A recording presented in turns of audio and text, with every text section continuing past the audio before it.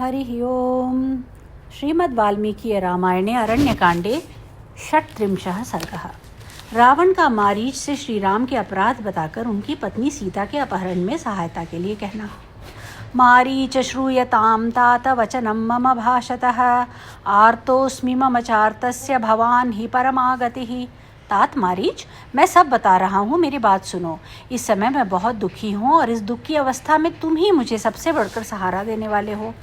जानीषे त्वं जनस्थानं भ्राता यत्र खरो मम दूषणश्च महाबाहुः स्वसा शूर्पणखा च मे त्रिशिराश्च महाबाहु राक्षसपिशिताशनः अन्ये च बहवः शूरा लब्धलक्षा निशाचराः।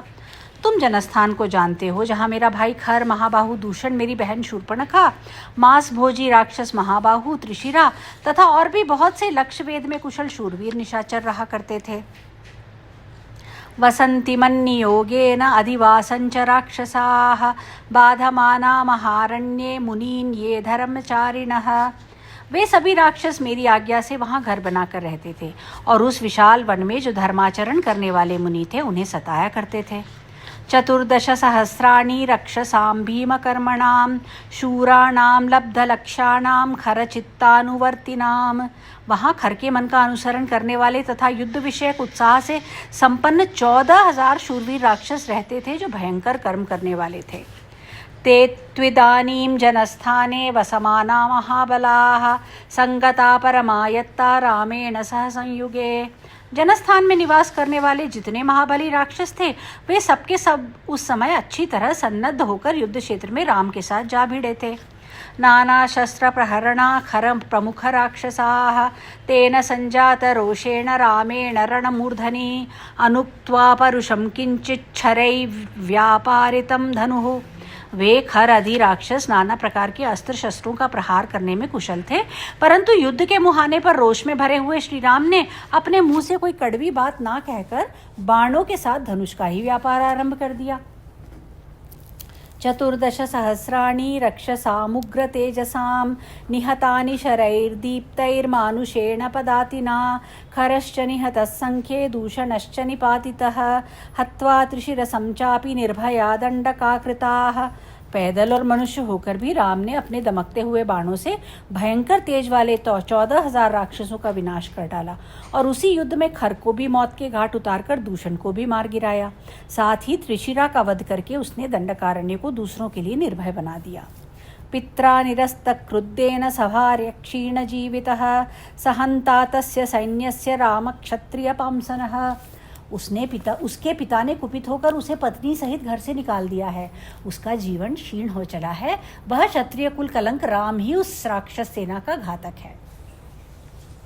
अशीलक्तर्कशस्तीक्ष्णो मूर्खो लुब्धो जितेन्द्रियः त्यक्तधर्मात्वधर्मात्मा भूतानामहिते रतः येन वैरं विनारण्ये सत्त्वमास्थाय केवलं कर्णनासापहारेण भगिनी मे विरूपिता अस्य भार्यां जनस्थानात् सीतां सुरसुतोपमां आनयिष्यामि विक्रम्य सहायस्तत्र मे भव।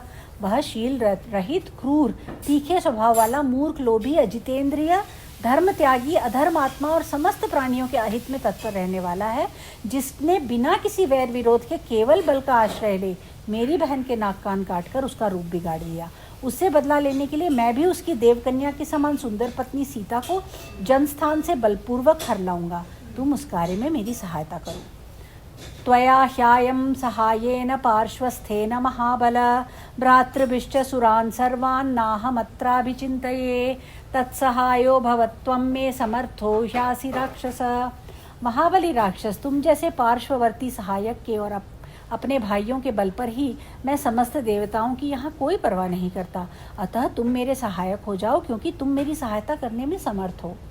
वीर्ये युद्धे च दर्पे च न शास्ति सदृशस्तव उपायतो महान शूरो महामाया विशारदः। पराक्रम में, युद्ध में और वीरोचित अभिमान में तुम्हारे समान कोई नहीं है। नाना प्रकार के उपाय बताने में भी तुम बड़े बहादुर हो। बड़ी बड़ी मायाओं का प्रयोग करने में भी विशेष कुशल हो। एतदर्थमहं प्राप्तस्त्वत्समीपं निशाचर ऋणु तत्कर्म साहाय्ये यत्कार्यं वचनान् मम निशाचर, इसलिए मैं तुम्हारे पास आया हूँ। सहायता के लिए मेरे कथनानुसार तुम्हें कौन सा काम करना है वह भी सुनो। सौवर्णस्त्वं मृगो भूत्वा चित्रो रजतबिन्दुभिः आश्रमे तस्य रामस्य सीताया प्रमुखे चर। तुम सोने के बने हुए मृग जैसा रूप धारण करके रजतमय बिंदुओं से युक्त चितकबरे हो जाओ और राम के आश्रम में सीता के सामने विचरो। त्वान्तु निस्संशयं सीता दृष्ट्वा तु मृगरूपिणं गृह्यतामिति भर्तारं लक्ष्मणं चाभिधास्यति। विचित्र मृग के रूप में तुम्हें देखकर सीता अवश्य ही अपने पति राम से तथा लक्ष्मण से भी कहेगी कि आप लोग इसे पकड़ लाएं।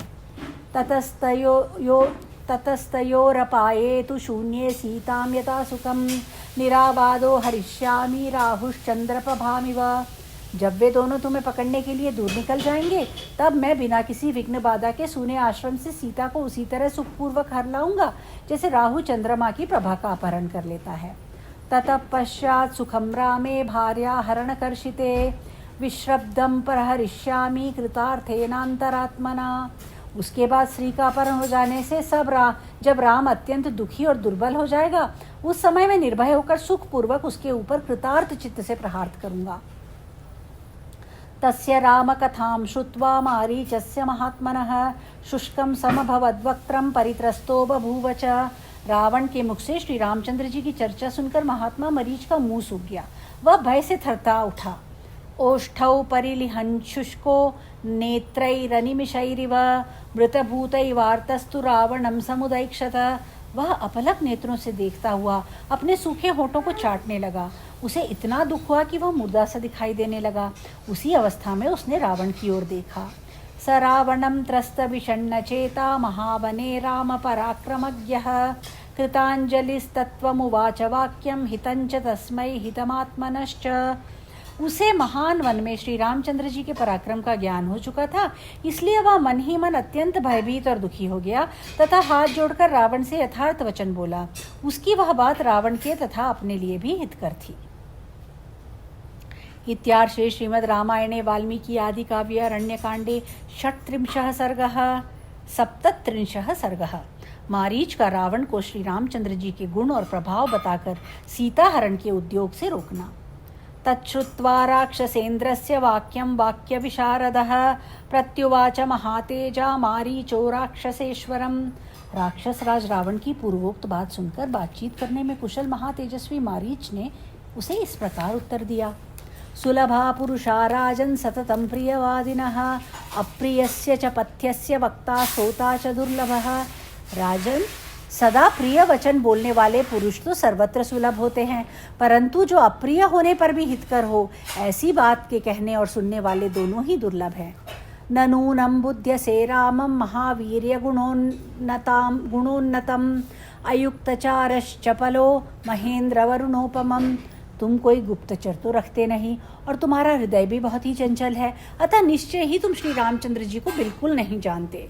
वे पराक्रमोचित गुणों में बहुत बड़े चढ़े तथा इंद्र और वरुण के समान हैं। अपि स्वस्ति भवेत् तात सर्वेषामपि रक्षसाम् अपि रामो न संक्रुद्ध कुर्याल्लोकान्न राक्षसान्। तात, मैं तो यही चाहता हूँ कि समस्त राक्षसों का कल्याण हो।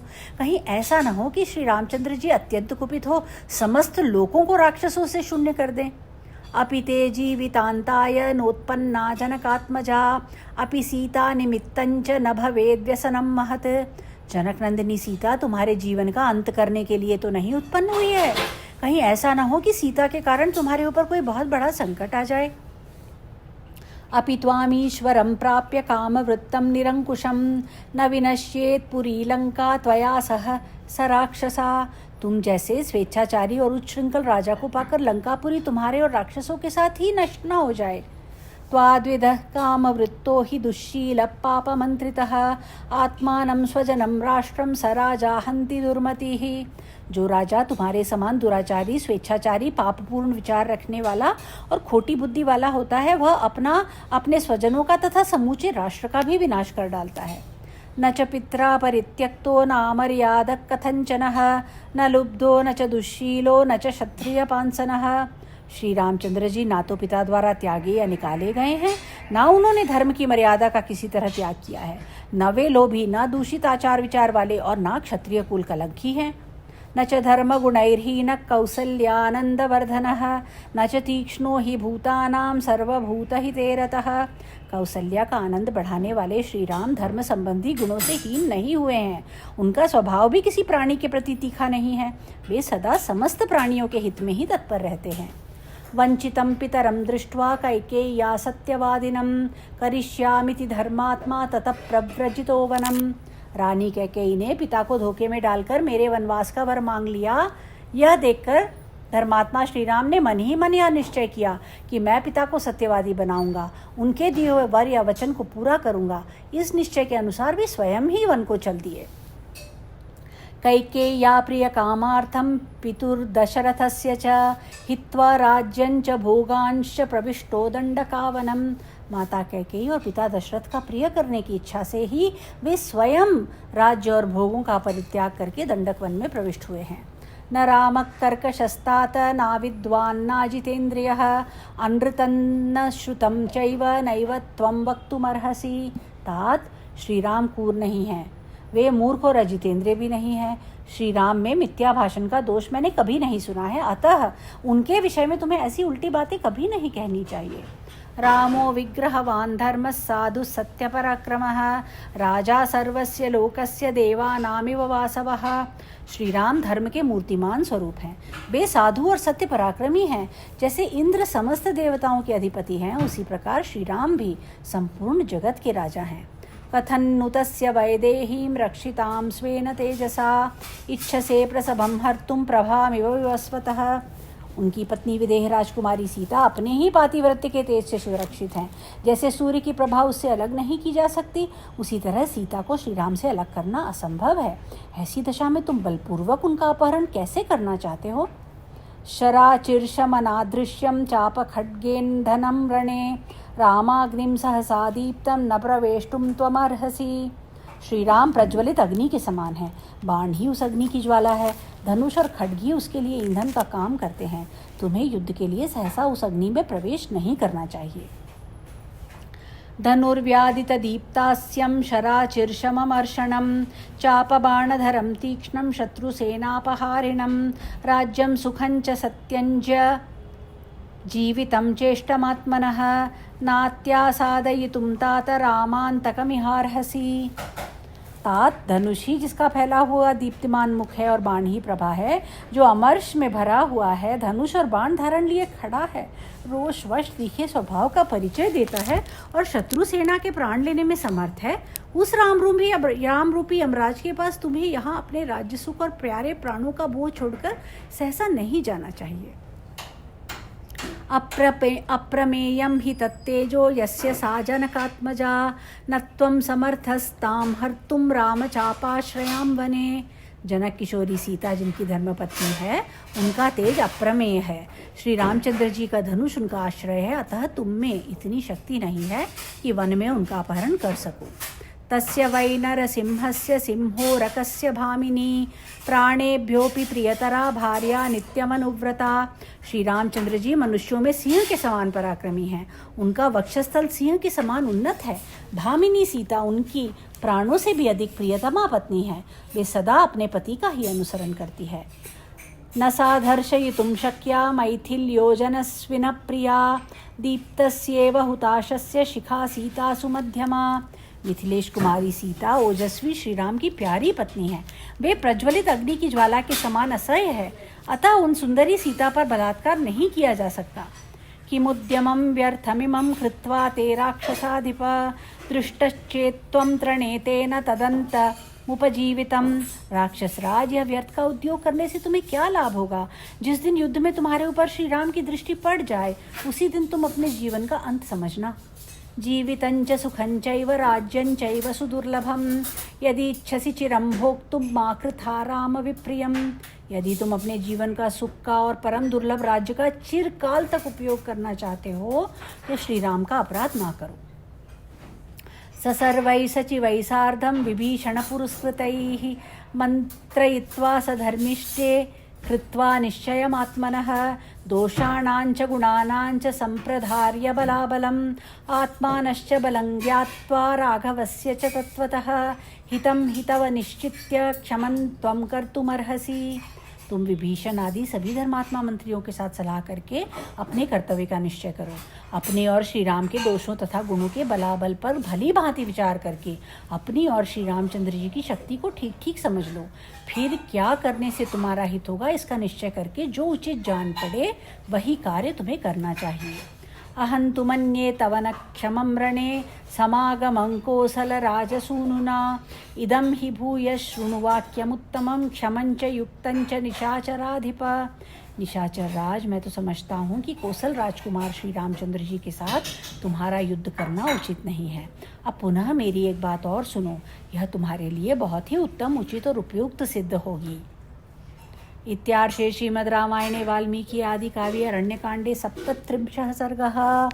इस प्रकार वाल्मीकि निर्मित आर्ष रामायण आदि काव्य के अरण्यकांड में 37वां सर्ग पूरा हुआ।